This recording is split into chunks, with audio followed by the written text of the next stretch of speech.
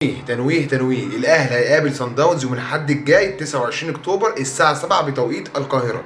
تمام، في الدوري الافريقي لكره القدم. هيقابل صن داونز فين؟ هيقابلها في جنوب افريقيا في بريتوريا. تمام. خلاص الماتش الاهلي وسيمبا اللي بتاع النهارده او بتاع امبارح.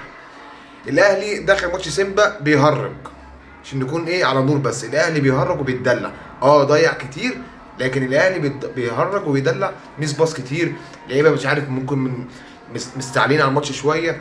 لو احنا اللي لعبنا بنفس الاسلوب ده، حتى لو لعبنا كويس بس في تهريج من عندنا قدام صن داونز، هنتعبى من صن داونز. هنشيل 5 ثالث، مش 5 تاني، هنشيل 5 ثالث لو لعبنا بالاسلوب ده قدام صن داونز.